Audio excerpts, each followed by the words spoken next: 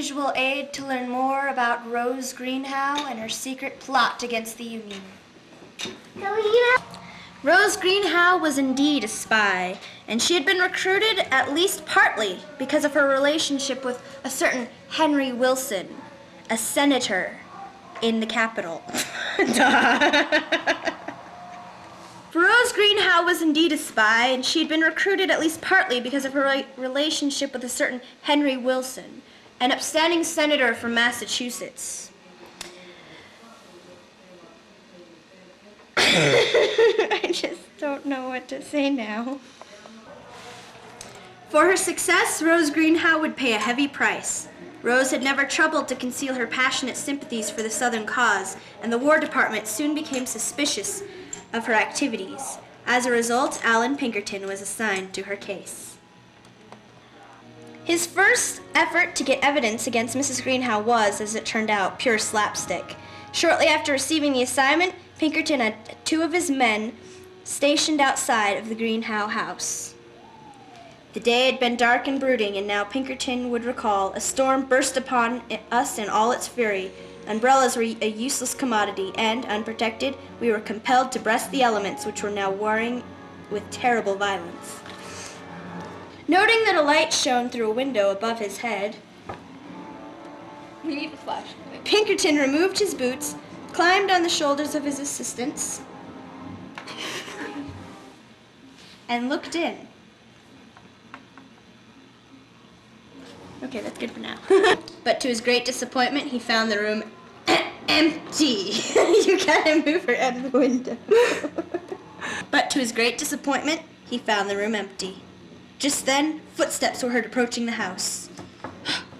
Jumping down from his perch, Pinkerton hid with his aides beneath the front stoop of Rose's porch.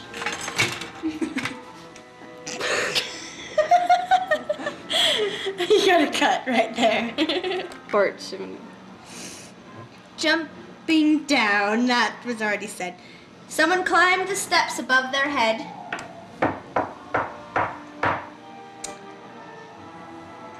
Rang the doorbell and was soon admitted. Back at the window,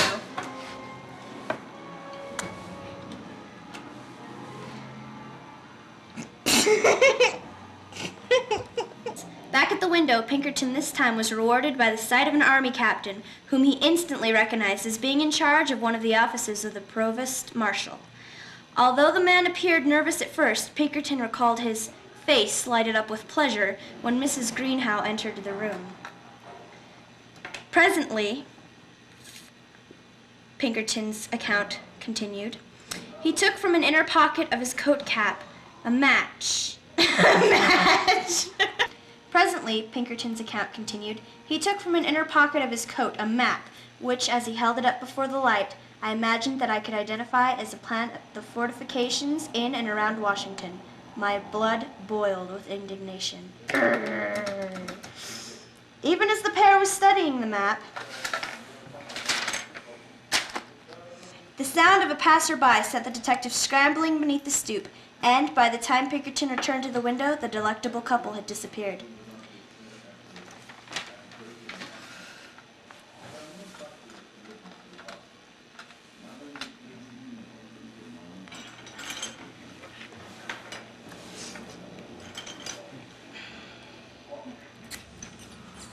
Back under the stoop went the detectives, while they overheard a whispered goodnight and something that sounded very much like a kiss.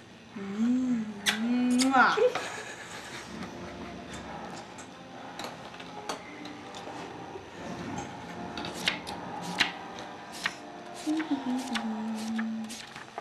Magic.